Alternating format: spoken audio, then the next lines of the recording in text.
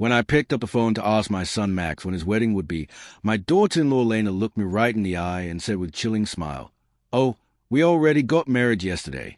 We only invited special people." The words hit me like a bucket of ice water. Special people.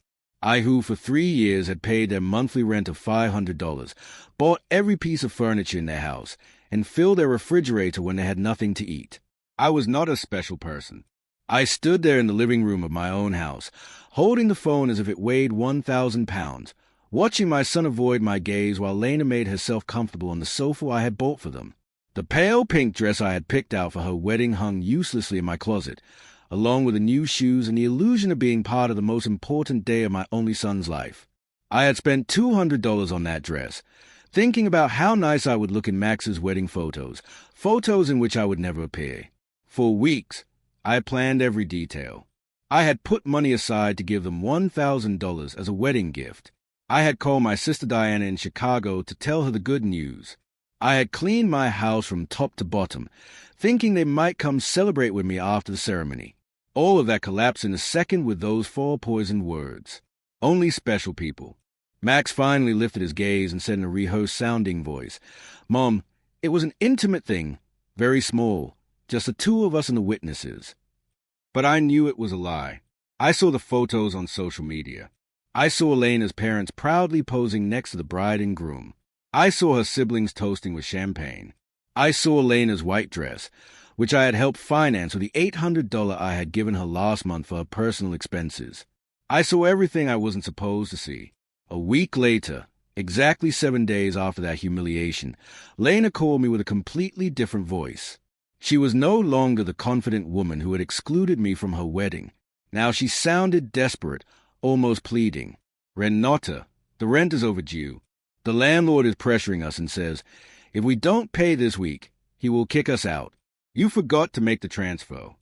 Her voice trembled slightly as if the world were ending. I was silent for a few seconds, remembering all the times I had run to the bank to make that transfer. All the times I had canceled my own plans to make sure they had a roof over their heads. All the times I had eaten beans and rice so I could give them money for their desires. And now, after they had excluded me from the most important moment of their lives, they had the audacity to call me as if nothing had happened. "Lena," I said with a calm that surprised even me, "didn't I warn you that I only help special people?" The silence on the other end of the line was so deep that I could hear my own heart beating. For the first time in years, it was not I who was trembling, but her. "Renate, I don't understand," she stammered. "We were always special to you. You're like a second mom to me." Lies. All lies. Wrapped in that sweet voice she only used when she needed something. The same voice she had used to ask me for money for the wedding dress, for the honeymoon, for the rings, which I had helped finance without knowing I would never see the ceremony where they were exchanged. For so many years, I had this constant feeling of walking on eggshells, weighing every word, every gesture, every gift, hoping to get a crumb of affection from my own son. I was the perfect mother, the obliging mother-in-law, the silent provider who never protested when they treated me like I was invisible. But that phrase, "only special people," awakened something in me that had been dormant for far too long. I had calculated in my head how much money I had spent on them in those 3 years.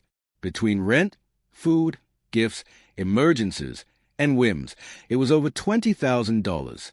$20,000 I had taken from my retirement, from my savings, from the money my late husband had left so I could live my last years in peace. And what was all that for? To be treated like a stranger on my own son's wedding day. That night after I hung up, I sat on my bed and cried. But they weren't tears of sadness. They were tears of anger, of accumulated frustration, of years of silently endured humiliation.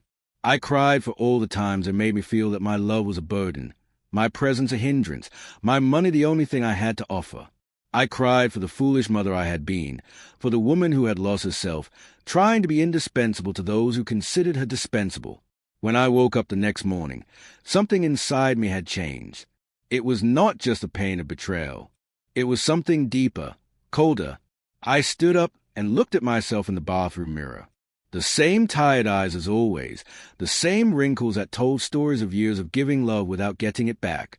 But there was something else in my gaze, a hardness I didn't recognize, a determination that had been buried under years of compliance.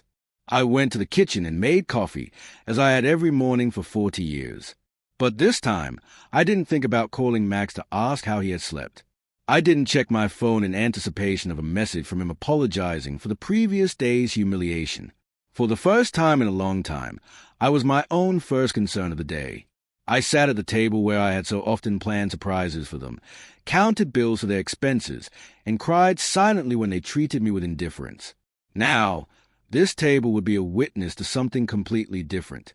I took out my checkbook, my bank statements, and started to do the math. I wanted to see in exact numbers the extent of my own foolishness. Monthly rent of $500 multiplied by 36 months was $18,000. Food and supplies approximately $200 a month was another $7,200. Birthday gifts, Christmas gifts, anniversary gifts, at least $3,000. Lena's medical emergencies, $800. The car loan they never paid me back, $2,500. The air conditioner repair in their apartment, $600. The living room furniture, $1,200.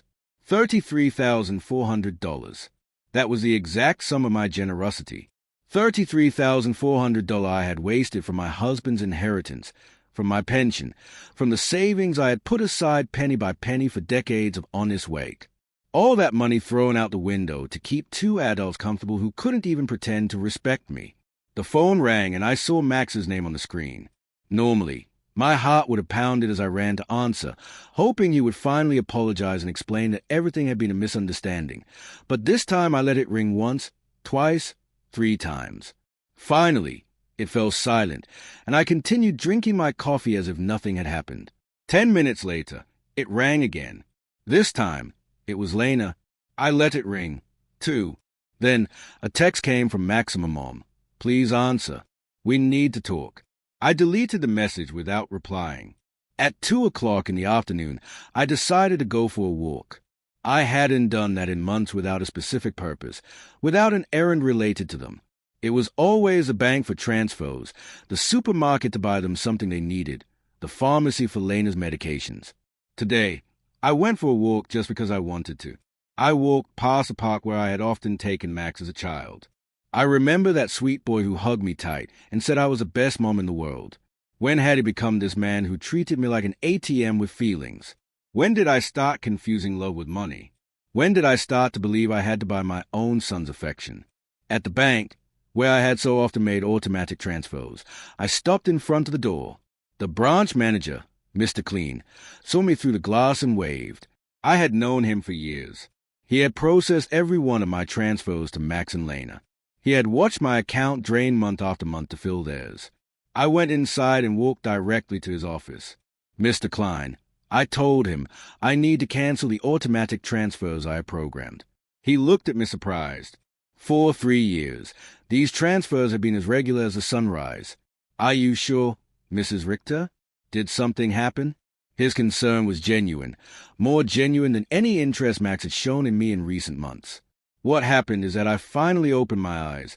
I replied, I want to cancel everything, and I also want information on how to protect my accounts. I don't want anyone else to have access to my money. While Mr. Klein processed the cancellations, my phone didn't stop ringing. Max, Lena, Max again. It was as if they had developed radar to detect when their source of income was in danger. I turned the phone off completely. Mrs. Richter, Mr. Klein said as he handed me the papers. I apologize for intruding, but in all these years, I have seen you be very generous with your family. I hope you are not being pressured to make these changes. His words touched me deeply. This man, who barely knew me beyond bank transactions, showed more genuine concern for my well-being than my own son. I'm not being pressured, Mr. Klein. On the contrary, I have finally stopped pressuring myself. When I left the bank, I felt strangely light, as if I had left an enormous burden in that office. For the first time in years, my money was entirely mine. I had no financial obligations to people who saw me as a resource instead of a person. I went home and thought about all the things I hadn't done to please Max and Lena, the trips I hadn't taken to save money for them, The friends I no longer saw because I was always available for their emergencies. The hobbies I had given up because every dollar I spent on myself was $1 less for their needs. When I got home, I found 3 cars parked in front of my door. Max's, Lena's, and one I didn't recognize. I could see movement inside my house through the windows. My blood ran cold. They had keys. I had given them keys because I trusted them, because I thought they would one day take care of me just as I had taken care of them. I took a deep breath before opening the door. It was time for the first real confrontation of my new life. I opened the door to my house and saw a scene I will never forget.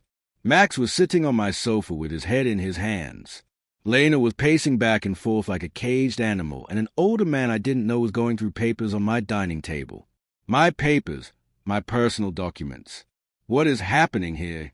I asked in a voice that sounded louder than I expected. All 3 of them looked at me as if I were the intruder in my own house. Lena was the first to speak, and her voice had that desperate urgency I had already heard on the phone. Ranetta, thank God you're here. We need to talk. Mr. Fisher is from the law firm we consulted about your situation. My situation? The question came out of my mouth with a calm that surprised me. What situation? I'm doing perfectly fine. Max finally lifted his head and looked at me with those eyes that once belonged to an innocent child and now only reflected financial panic. Mom, we went to the bank, and they told us you can let all the transfers. Mr. Klein explained that you also blocked our access to your accounts. We don't understand why you did that. Mr. Fieser, a man in his 50s in a gray suit and a smile that didn't inspire confidence, approached me with an outstretched hand. Mrs. Richter, I'm Dr. Fieser, a family law attorney. Your children are concerned about your mental well-being and have asked me to assess the situation. I didn't shake his hand. Instead, I went directly to my dining table and collected all my documents that he had been reviewing without my permission. These are my private papers. You have no right to look at them without my consent. Mom, Max interjected with that condescending voice he had perfected in recent years. We're worried about you. Your behavior has been very strange lately. First, you financially cut us off without an explanation. Then, you don't answer our calls. We think you might need professional help. Lena approached and tried to take my hand with that fake tenderness she reserved for moments when she needed something. Renate, honey, we know you're under a lot of stress. Maybe the loneliness is affecting you more than you think. At your age, episodes of confusion are normal. The word confusion echoed in my head like an alarm bell. Now I understood why they had brought the lawyer. It wasn't about helping me. It was about declaring me mentally incompetent and taking control of my finances.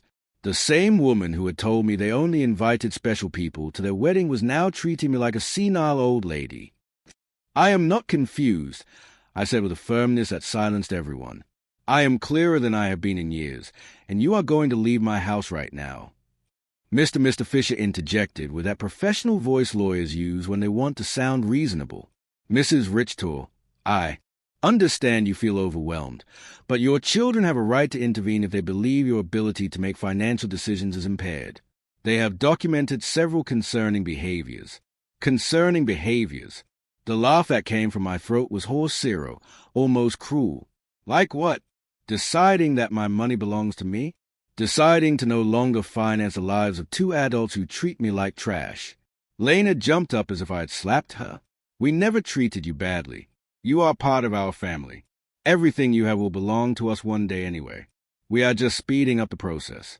There was a naked, unvarnished truth. Everything I had would one day belong to them. In their minds, I was already dead and they were just collecting their inheritance in advance. It didn't matter if I had 70 years or 70 days left. To them, I was just an ATM with legs that had become problematic. Out, I said, pointing to the door. All 3 of you get out of my house. Max stood up with that angry childlike face he made when he didn't get his way. Mom, we can't just leave. We have obligations. The rent, the car payments, the credit card you co-signed for.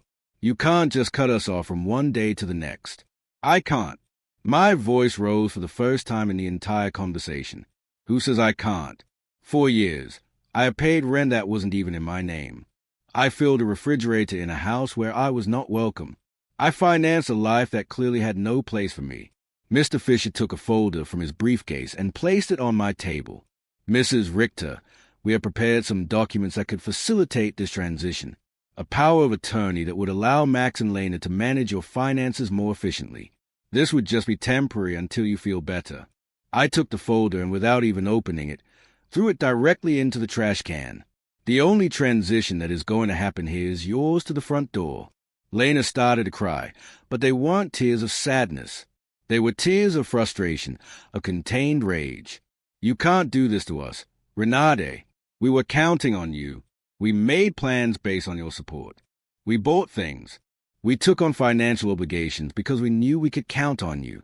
Obligations based on my money, I replied. Not on my well-being, not on my happiness, not on my company, just on my money.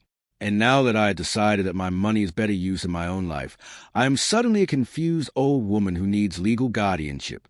Max tried to approach me, but I took a step back. He was no longer the boy who ran into my arms when he had nightmares.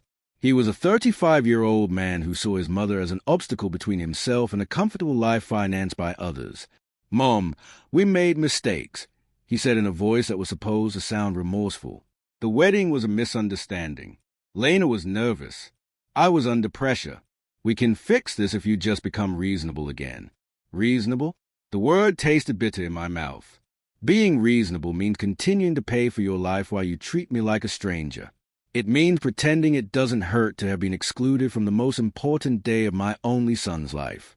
Mr. Fisher packed his papers with the efficiency of someone who is used to having proposals rejected.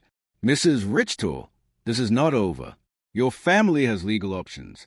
If you are indeed making irrational decisions due to mental health problems, a judge can determine that you need guardianship." His words were like a blow. I realized this was not just a manipulative family visit. It was a real legal threat. They wanted to declare me incompetent to manage my own affairs. "Mr. Fisher," I said, looking him directly in the eyes, "I suggest you do your research thoroughly before you threaten a 71-year-old woman who has managed her finances flawlessly for 40 years, who raised her son alone after the death of her husband, who ran a household and worked honorably until retirement, and who until last week financially supported 2 completely capable adults." Lena stopped crying and looked at me with a coldness that finally showed her true face. "This won't stay like this, Renate. We have rights and lawyers, too." "Perfect," I replied. "Hire all the lawyers you want. With your own money, of course, because mine is no longer available to finance your legal tantrums." The 3 of them walked to the door with the wounded dignity of people who are not used to being told no. Before he went out, Max turned to me one last time. "Mom, this is going to end very badly for you.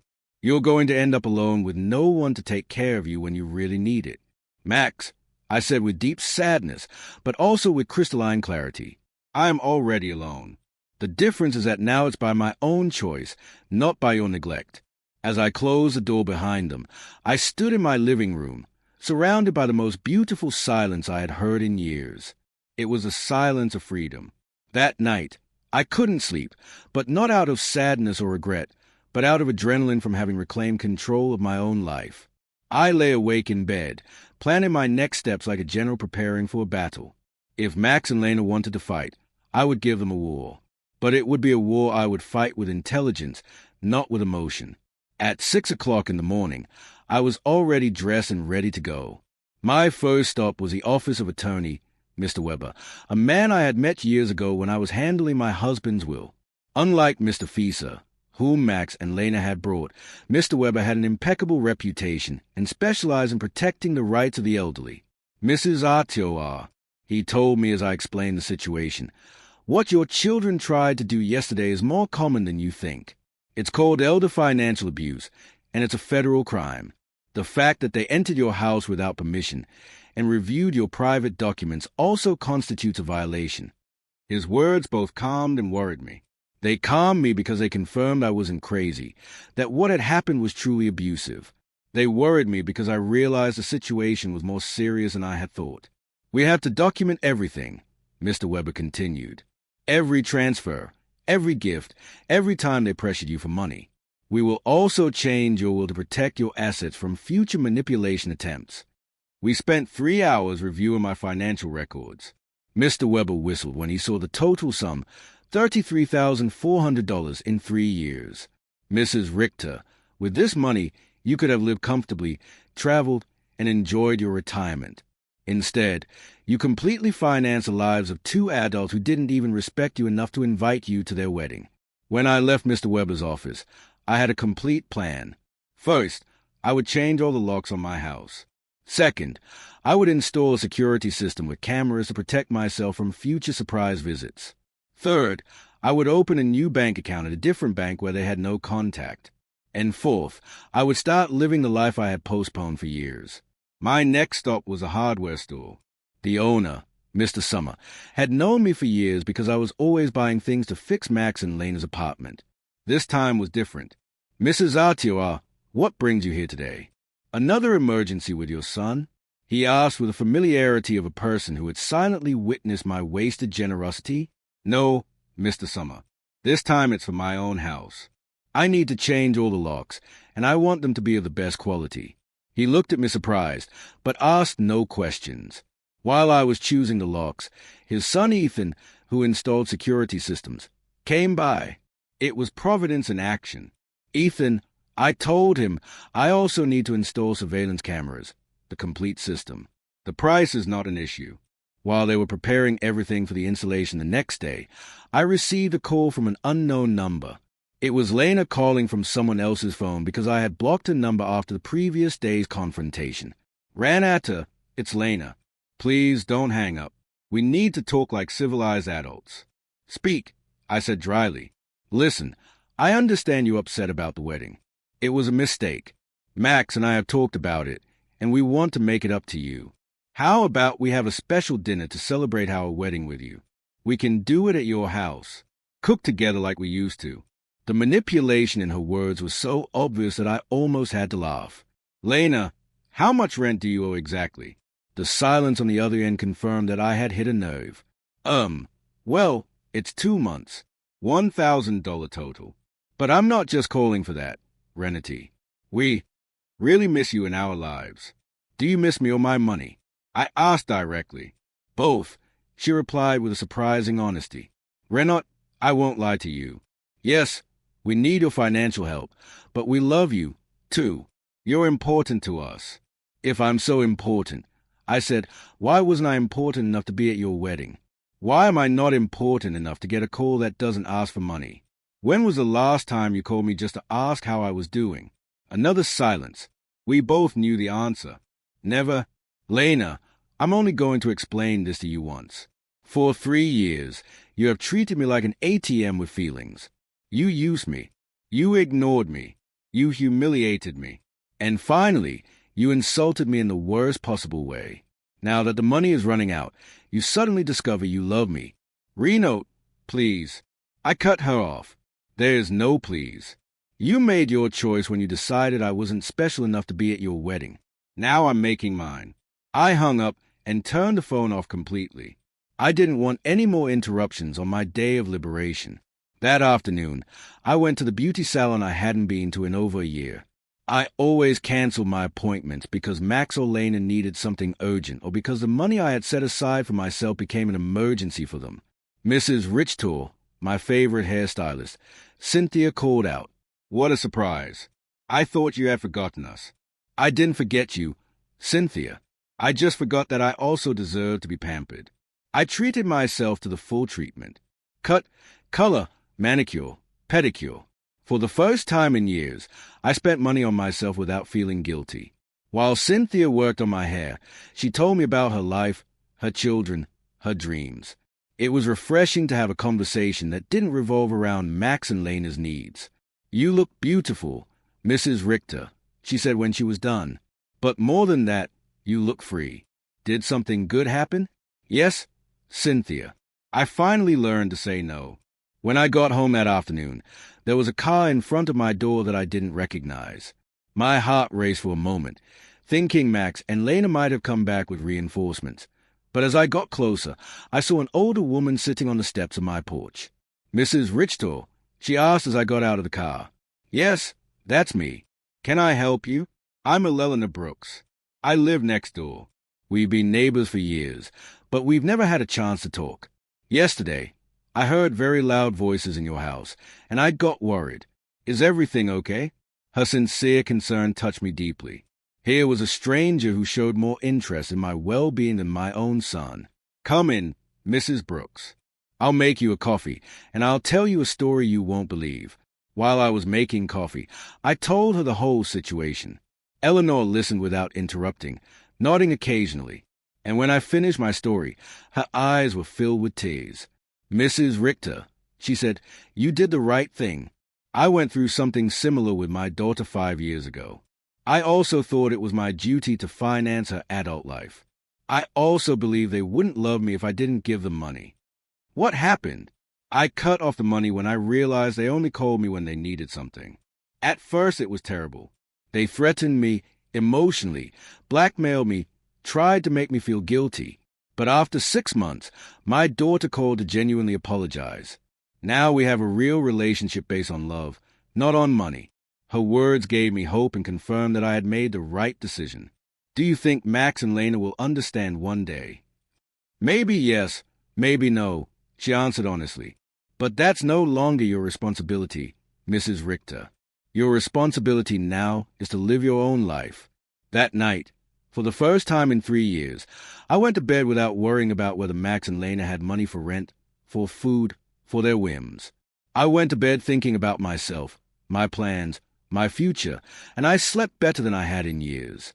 The next day, Ethan and Mr. Summer came at 8 o'clock in the morning to change the locks and install the security system. While they worked, my phone didn't stop ringing from unknown numbers. Lena was still trying to contact me from different phones, but I had developed a new skill, completely ignoring calls that didn't suit me. "Mrs. Richter," Ethan said, as he installed the cameras, "this system will give you absolute peace of mind. You can see from your phone who is coming to your house even when you're not here. And if someone breaks in without permission, an alert is automatically sent to the police." The irony was not lost on me. I was installing a security system to protect myself from my own son, but it didn't hurt as much as it used to. It was simply a practical measure to maintain my newfound peace. While they were working, I decided to do something I hadn't done in years. Call my sister Diana in Chicago. We had lost touch because every time we talked, I would tell her about Max and Lena's successes, about how much money I had spent on them, about how proud I was to be able to help them. I now realize that our conversations had become financial reports disguised as family news. "Renade," Diana answered, surprised. "Sister, how are you? We haven't spoken in months." "I'm good, Diana. Better than good. I'm calling you to tell you that I've finally come to my senses." I told her the whole story from the beginning. The secret wedding, the humiliation, the visit with a lawyer, my decision to cut off the funding. Diana listened to me in silence, and when I was done, her answer surprised me. "Renade, sister, it was about time.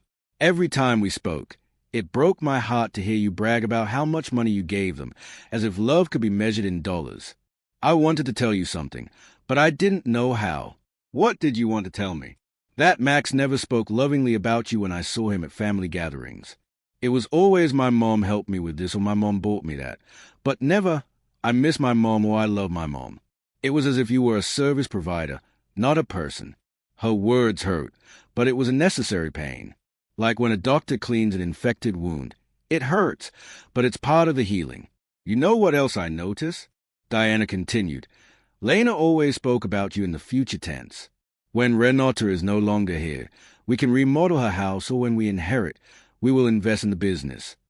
As if they were waiting for you to die to really live." This revelation hit me like a bucket of ice water. They didn't just see me as an ATM. They saw me as a temporary obstacle between them and their money. While I was trying to make them happy, they were planning their future without me. After talking with Diana, I sat in my kitchen processing all this information. Years of marriage to a man who truly loved me, 35 years of raising my son alone after my husband's death, and 3 years of financing 2 adults who saw me as a $100,000 obstacle. The doorbell rang, and on the new cameras, I saw it was Eleanor with a mug in her hands.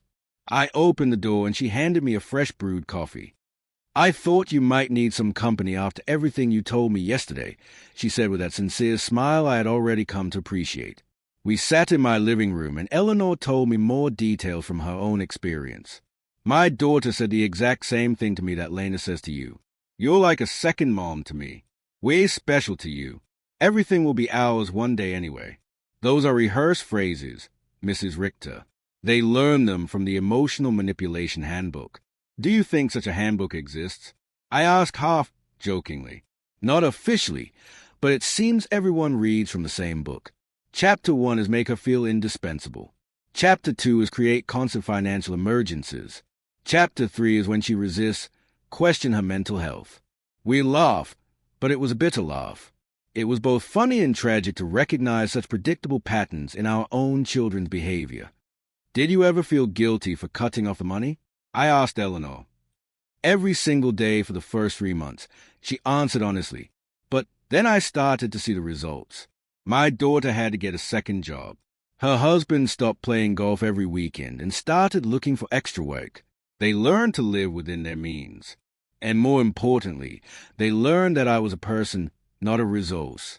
That afternoon, I decided to do something I had postponed for years. Visit my husband's grave. I always made excuses not to go because Max or Lena needed something urgent or because the taxi fare was better invested in one of their emergencies. The cemetery was quiet and beautiful. Robert's grave looked a bit neglected because I hadn't been there to clean it in months. I sat on the grass next to his headstone and talked to him as if he were alive. Robert, my love, I think I lost myself for a while. After you left, I put all my energy into Maximum. I wanted to be the best mother in the world, thinking somehow he would grow up without a father, but I think in the process I forgot to be myself. The wind blew gently, and for a moment I felt like he was listening to me. Our son has become someone I don't recognize. Or maybe he was always like this, and I didn't want to see it. His wife is well. You know how she is. The money you left for me to live peacefully, I spent it taking care of them. But not anymore, my love. I have learned. I cleaned his grave, replaced the withered flowers with new ones, and stayed there for another hour, simply enjoying the peace. For the first time in years, I was not in a hurry to get home to solve the crisis for Max and Lena. When I got home, there were 3 cars parked in front of my door again. My heart raced, but this time I was prepared. The cameras showed me that it was Max, Lena, and 2 other people I didn't recognize. Everyone seemed agitated, talking to each other and pointing at my house. I didn't get out of the car. Instead, I called Mr. Weber, my lawyer. Mr. Weber, they are at my house again. This time, they brought more people. What should I do?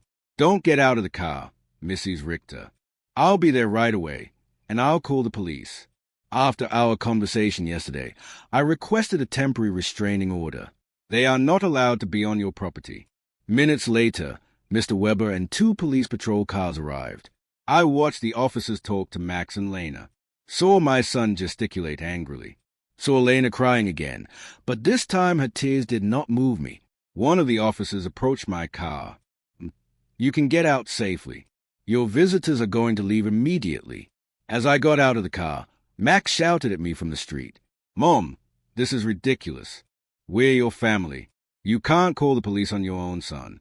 Max, I replied with a calm that surprised even me. Family doesn't threaten lawsuits for mental incompetence. Family doesn't break into people's homes without permission.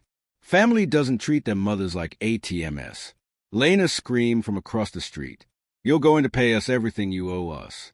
We have bills you co-signed for. You can't just abandon us like this. Mr. Weber interjected. Mrs. Brooks, any future communication must be through my office, and I suggest you consult with an attorney before making collection threats because my client has full documentation of all the payments she voluntarily made for 3 years. I watched them drive away in their cars, defeated, but not giving up. I knew this wasn't over, but for the first time in this situation, I felt confident. I had professional help. I had emotional support from Eleanor.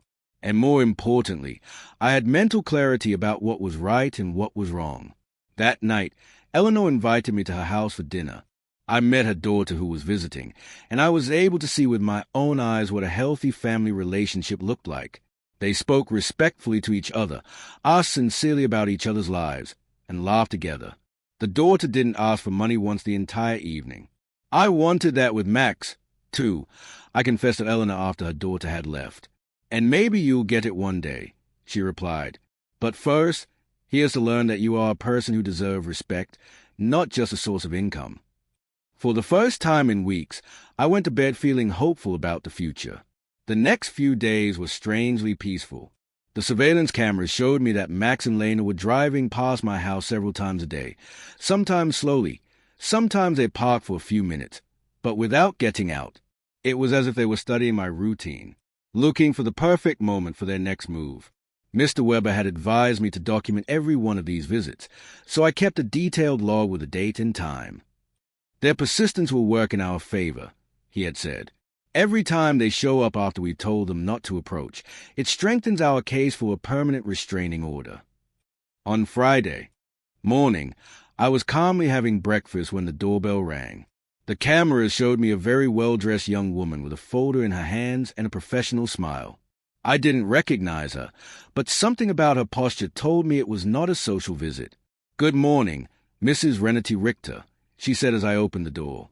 "I am a social investigator from the Office of Senior Services. We have received a report that you may be in an at-risk situation, and we need to conduct a wellness check." My blood ran cold. Max and Lena had escalated the situation. It was no longer just threats from private lawyers. Now they had involved the government. "Can I see your ID?" I asked, trying to stay calm. "Of course." She showed me an official ID that looked genuine. "I am social worker, Mrs. Schmidt. Can I come in and talk to you?" I let her in, knowing that a refusal would have been worse for my case. Mrs. Schmidt sat down in my living room and took a form out of her folder. "Mrs. Richter, we have received reports that you have shown significant changes in your financial behavior, that you have cut off communication with your family, and that you have shown signs of paranoia by installing unnecessary security systems. We were also told that you have refused medical and legal help from your loved ones." Every word had been carefully chosen to make me sound like a mentally disturbed old woman. I recognized Lena's handwriting in the wording. She had always been skilled at manipulating words to get what she wanted. "Miss Schmidt," I said with all the dignity I could muster, "I would like to call my lawyer before answering any questions." This is not a legal interrogation. It's a wellness check. If you have nothing to hide, it should not be a problem to speak with me." The phrase, "if you have nothing to hide," infuriated me. It was the same logic abusers used to justify their invasions. If you're innocent, you shouldn't complain about your privacy being violated. "Miss, I'm calling my lawyer. You can wait here or come back another day, but I will not answer any questions without legal representation present." I called Mr. Weber, and he was there within 20 minutes. When he came in and saw the social worker, his expression hardened. "Miss Schmidt," he said after checking her ID, "I hope you have a court order to be here because my client is under my legal representation, and any unauthorized investigation constitute harassment." "Sir," Mrs. Schmidt replied with less confidence than before, "we have reports from concerned family members about the lady's well-being. It's our duty to investigate." "What family?" Mr. Weber asked dryly. "The same family that tried to get her to sign a power of attorney without representation. The same family that broke into her house without permission and checked her private documents. The same family that excluded her from important events while living off her money." Mr. Weber took a folder from his briefcase and placed it on the table. "Here I have complete documentation of my client's financial and emotional abuse. $33,400 that were withdrawn from her accounts in 3 years. Systematic social exclusion and emotional blackmail. If someone needs to be investigated here, it is not my client." Mrs. Schmidt reviewed the documents with growing discomfort. It was obvious that the information she had been given did not match the reality she had in front of her. "Mrs. Artois," she said finally, "can you explain to me why you so abruptly stopped financial support for your son?" Because I finally discovered they were using me, I replied simply, because I realized that to them I wasn't a mother, but a bank account. Because I was tired of financing the lives of people who saw me as an obstacle. "But don't you feel it's your responsibility to help your family?" The question outraged me. "Miss Schmidt, my responsibility as a mother was to raise my son until he was 18, to educate him, and to give him the tools to be an independent adult. My son is 35 years old, married, and perfectly capable of supporting himself. Financing his adult life is not my responsibility. It is my choice, and I have chosen not to do so anymore. Mr. Weber interjected. Miss Schmidt, would you consider it normal for a 35-year-old adult to be unable to pay his own rent without the help of his 71-year-old mother? Mrs. Schmidt did not answer right away. I could see she was re-evaluating the entire situation. Mrs. Richter, she asked after a moment, do you manage your own finances completely? I can show you my bank statements, my investments, my tax payments. Everything is current and in order. Do you live independently? As you can see, I keep my house clean. I take care of myself physically. I drive my own car. I have healthy social relationships with my neighbors. Do you take any medication? Just vitamins and occasionally aspirin. I don't have any medical conditions that require medication. Mr. Weber added, my client has just undergone extensive medical exams as part of our legal process. She is in perfect mental and physical condition. Mrs. Schmidt closed her folder inside. Mrs. Richter, based on this conversation and the documentation I have reviewed, I see no indication that you are at risk or in need of intervention. I will close this case. After she left, Mr. Weber and I remained silent for a few minutes. Renat, he said finally, this is going to continue to escalate. Max and Lena are spending money they don't have to hire professionals to try to have you declared incompetent. Does that mean they are desperate? It means that exactly. What else can they do? They can file a lawsuit for incompetence. It's expensive and hard to win. But if they find a sympathetic judge and a psychiatrist willing to testify in their favor, they could get a guardian assigned. The thought terrified me. They could take control of my money. They could try, but we have solid evidence that you are completely competent and that they are motivated by greed and not by genuine concern. That afternoon, I called Diana to vent. Sister, she said after hearing my story, do you notice how far they are willing to go for money? They are risking family relationships, spending money on lawyers and doctors, destroying their own reputation, all to get access to your bank account again. Her words made me think. Max and Lena had completely revealed their true nature. There was no going back. There was no possibility of a genuine reconciliation. To them, I had never been a mother or a respected mother-in-law. I had always just been money on legs. This revelation, although painful, was also liberating. I no longer had to wonder if I was making the right decision. I no longer had to feel guilty for protecting myself. They had proven for themselves that my emotional and physical well-being was less important to them than my money. That evening, Eleanor came to visit with surprise. She had invited her friends from the garden club to meet me. Renata, she introduced me. These are my friends Cynthia, who you already know from the salon, Maria, Carmen, and Alfreda. We have all been through similar situations with abusive family members. We spent the evening sharing stories. Maria had had to set boundaries with a brother who constantly asked her for money. Carmen had cut off her relationship with a daughter who only visited when she needed money. Alfreda had had to change her will after she found out her grandchildren considered her their retirement plan. What hurts me the most, I confess, is not losing the money I gave them, but realizing that I never had the love I thought I had. Renate, Alfreda said with the wisdom of her 80 years, true love cannot be bought or sold. If you had to pay for it, it was never real. Her words were balm for my wounded soul. She was right. I had bought attention, not love. I had financed an illusion. You know what I've discovered? I said to my new friends, that loneliness surrounded by people who don't love you is worse than being lonely on your own. At least now when I'm alone, I'm in good company. Everyone laughed and we toasted to our newfound wisdom. That night, after my new friends had left, I sat in my garden thinking. The stars shone brighter than ever, or perhaps I was seeing them with clearer eyes. For the first time in my adult life, I was completely alone financially. I had no dependents, no financial obligations to anyone but myself. And instead of scaring me, this reality excited me. I could travel when I wanted. I could remodel my house. I could buy myself nice clothes. I could donate to charities that were important to me. I could invest in my own future instead of financing the present of ungrateful people. Freedom tasted like hope. And for the first time in years, I wanted to plan my future. A month after the psychiatrist's visit, I thought I had finally won the war. I had settled into a beautiful routine. I calmly had breakfast and read the newspaper. I tended to my garden, had lunch with Eleanor or one of my new friends. And in the afternoons, I devoted myself to activities I had given up for years. I had started painting again, something I was passionate about before I became Max and Lena's personal financier. But on a Thursday morning, while I was painting flowers on my new easel, Mr. Weber came to my house with a grim expression that made my blood run cold. "Renedy, we need to talk.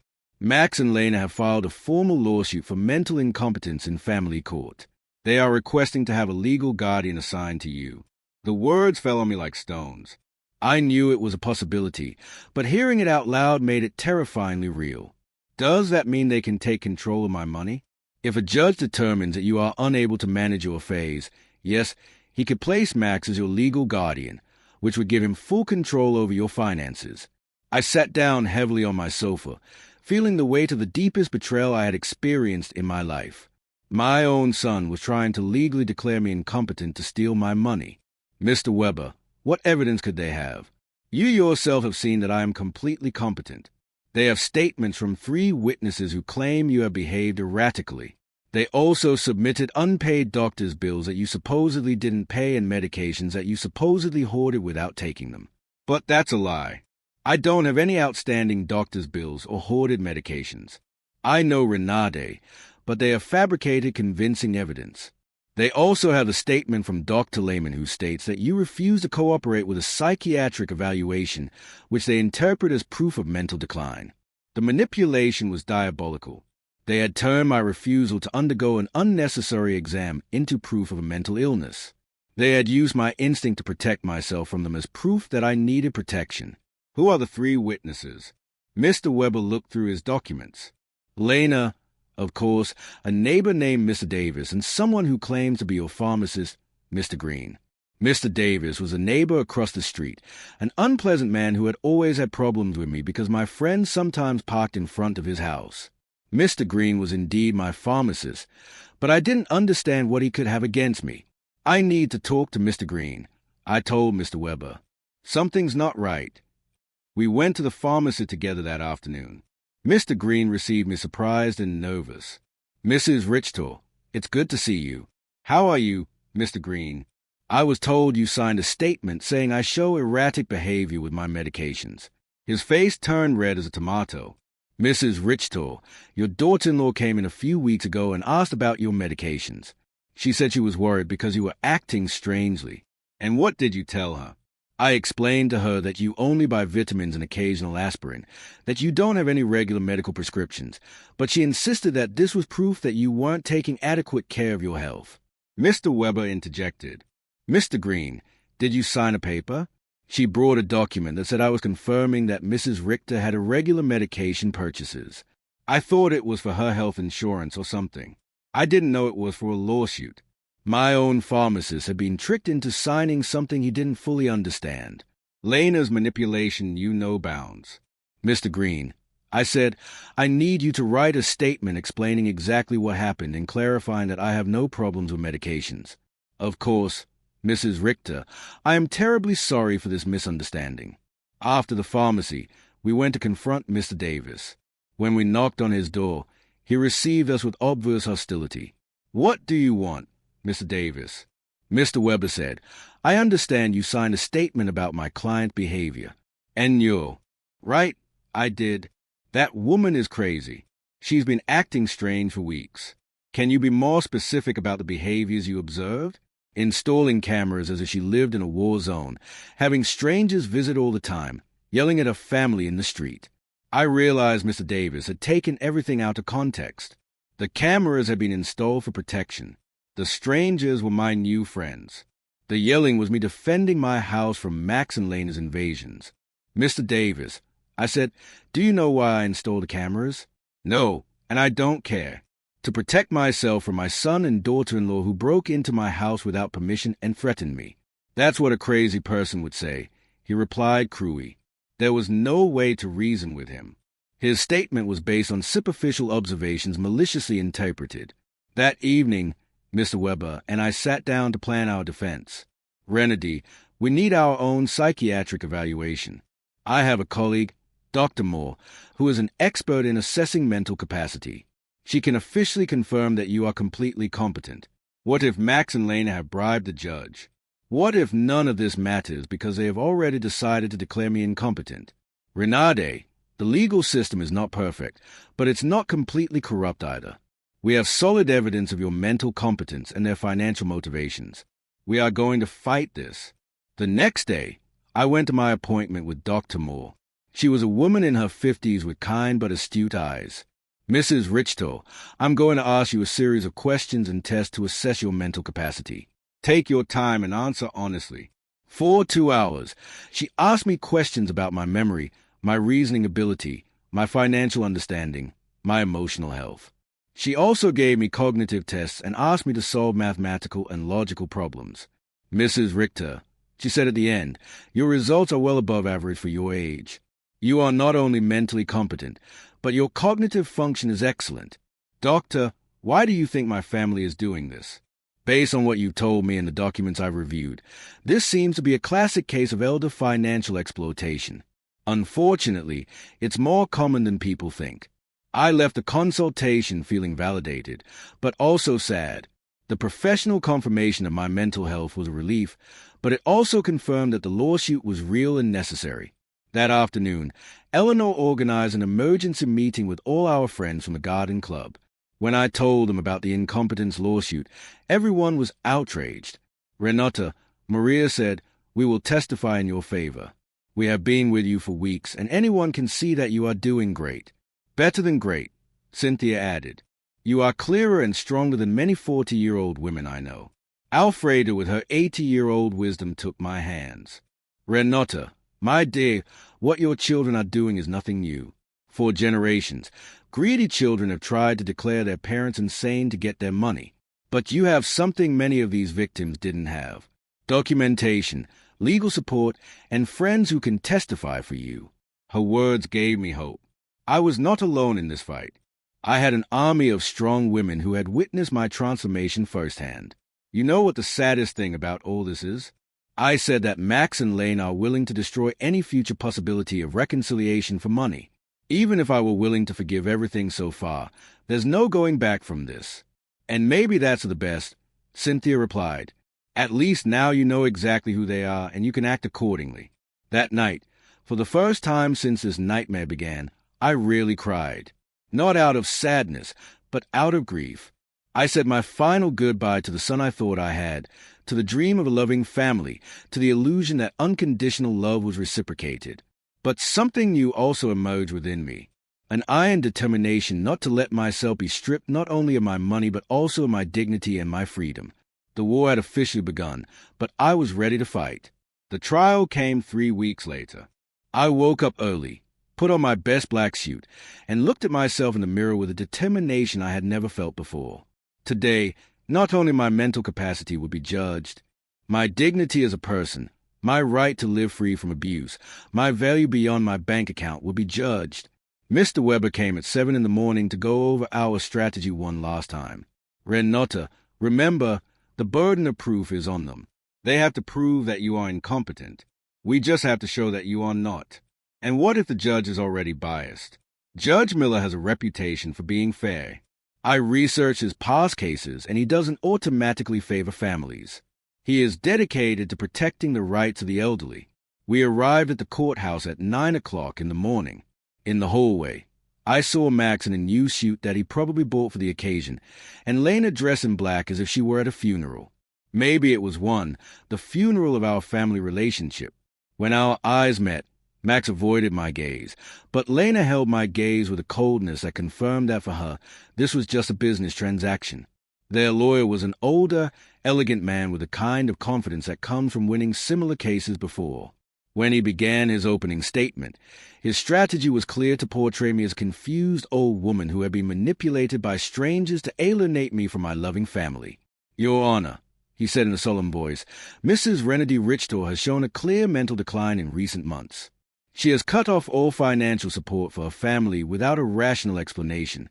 She has installed unnecessary security systems due to paranoia and has isolated herself from her loved ones under the influence of neighbors and lawyers who are obviously taking advantage of a vulnerable situation. Every word had been carefully chosen to make my self-empowerment sound like dementia and my freedom sound like external manipulation. Then they called their witnesses. Lena was the first to testify, and her performance was Oscar-worthy. She cried as she described how I had completely changed, how I had become hostile and paranoid, how I had isolated myself from the family that loved me. "Your Honor," she said in a trembling voice, "Renata has always been like a second mom to me. Seeing her mental decline has been devastating. We just want to help her get the care she needs." Lies wrapped in convincing tears. When Mr. Weber cross-examined her, the cracks in her story began to become visible. "Mrs. Schuster, can you tell the court when was the last time you called my client without asking for money?" Lena stammered. "Well, we always talked about many things. Can you give me a specific date?" "I don't remember exact dates." "Is it true that you and your husband got married without inviting my client?" "It was a very small ceremony." "Is it true that when my client asked about the wedding, you told her that you had only invited special people?" Lena's face turned red. Those words were taken out of context. What would be the right context to tell your mother-in-law that she is not a special person? She couldn't answer convincingly. Max was next. Seeing him on the witness stand, swearing to tell the truth while preparing to lie about my mental health was one of the most painful moments of my life. This was the boy I had raised alone, the one I had dedicated my entire life to. "My mom has always been very generous with us," he testified. "But lately, she has become erratic and irrational. We believe she is being manipulated by people who are taking advantage of her." When Mr. Weber cross-examined him, the mask fell completely. "Mr. Richtor, how much money have you received from your mother in the last 3 years?" "I don't know the exact amount." "Does $33,400 sound about right?" "Maybe she's always been generous." "And how many times have you visited your mother without asking her for money?" The silence was deafening. "Is it true that you and your wife broke into my client's house without permission and checked her private documents?" "We were worried about her." "Is it true that you brought a lawyer to pressure her into signing a power of attorney?" "We wanted to help her manage her finances." "Do you at 35 years old need the help of your 71-year-old mother to pay your rent?" Max couldn't answer with dignity. Mr. Davis testified about my supposed erratic behaviors, but when Mr. Weber asked him for details, he admitted that he had never spoken to me directly and that all his information was based on superficial observations. Dr. Lehrman testified that my refusal to undergo an evaluation was proof of mental decline. But Mr. Weber submitted the documentation of our evaluation with Dr. Moore, which completely refuted his conclusions. Then it was our turn. Mr. Weber first called Mr. Green, my pharmacist, who explained how he had been tricked into signing a statement that distorted my medication buying habits. Dr. Moore testified about my excellent mental state and presented the results of the cognitive test, which had been flawless. Mr. Summer from the hardware store testified about my mental competence and explained that my decisions to cancel automatic transfers were completely rational and had been processed correctly. Eleanor and my friends from the garden club testified about my clarity, my newfound vitality, and my ability to maintain healthy social relationships. Finally, it was my turn to testify. I stood up with dignity and walked to the witness stand, feeling the weight of 71 years of experience, of wisdom gained through pain, of strength discovered in adversity. Mr. Weber guided me through my testimony, letting me tell my whole story. The $33,400 spent in 3 years. The humiliation of being excluded from the wedding, the constant emotional manipulation, the violation of my privacy, the legal threats. "Mrs. Richtor," Mr. Weber finally asked, "why did you decide to stop financial support for your son and daughter-in-law?" "Because I finally understood that what I was getting from them was not love," I replied in a clear, loud voice. "It was a commercial transaction disguised as a family relationship. My money was welcome, but I as a person was not. Do you regret your decision?" "I only regret that it took me so long to make it." Max's lawyer tried to make me appear confused during his cross-examination, but I answered every one of his questions with clarity and precision. When he tried to imply that my new friendships had manipulated me, I explained to him that for the first time in years, I had relationships based on mutual respect and not on financial interest. In his closing argument, Max's lawyer insisted that I was a victim of external manipulation. Mr. Weber's rebuttal was devastating. "Your Honor, What we have seen here is not the case of an incompetent old woman, but that of a woman who has finally found the strength to free herself from years of financial and emotional abuse. The plaintiffs have presented no real medical evidence of mental incompetence. What they have presented is frustration because their source of income has decided to exercise her legal and moral right to protect her own resources. Judge Miller retired to deliberate for 2 hours that felt like 2 years. When he came back, his expression was serious but clear. After reviewing all the evidence presented, he began, "It is obvious to this court that Mrs. Renate Richter is in full possession of her mental faculties. Professional psychiatric evaluations confirm her cognitive competence. Her financial decisions, as painful as they may be for her family, are completely rational and within her rights." My heart began to beat faster. Furthermore, the judge continued, "The evidence suggests that this lawsuit is motivated by financial interest rather than by genuine concern for Mrs. Richter's well-being. The court completely denies the request for guardianship. I had won. I had not only won the lawsuit, but also my freedom, my dignity, my right to live free from the abuse of those who supposedly loved me. When we left the courthouse, I saw Max and Lena talking angrily with their lawyer. Lena gave me a look of pure hatred before she walked away. Max looked at me one last time, and for a second I saw something that could have been regret, but it was already too late. That night, Elena organized a celebration at my house with all our friends. We toasted to justice, to freedom, to the sisterhood of strong women who support each other. Renata, Alfreda told me, "Today, you didn't just win a trial. You won back your life." She was right. For the first time in years, the future was completely mine. I could travel. I could love. I could create. I could live without fear, without guilt, without manipulation. 3 months later, I sold my house and moved to a beautiful apartment near the city center. I donated half of my money to organizations that protect the elderly from family abuse. With the other half, I began to live the life I had always wanted. I traveled through Europe, took art classes, and joined volunteer groups. I never heard from Max and Lena again. I heard from others that they had to move to a smaller apartment, and that Lena had found a job for the first time in years. Perhaps the adversity would teach them what my generosity never could, the value of honest work and independence. Some nights when I look at the stars from my new balcony, I think about the woman I was a year ago, fearful, manipulated, believing I had to buy love. That woman is dead, and in her place, someone has been born who has understood a fundamental truth. True love never has a price, and freedom is never too expensive. My name is Renady. I am 72 years old, and I have finally learned that the most important person I have to love and protect is myself. If you like my story, you can support me by making a donation so I can write more stories. Thank you in advance. And you, what would you do in this person's place? I would love to hear your opinion, so please share it with me in the comments. I'm always curious about what you all think. And also write me where you heard this story. For more life stories like this, like the video and subscribe to my channel. There are many other stories waiting for you. With heartfelt greetings. Until next time, M.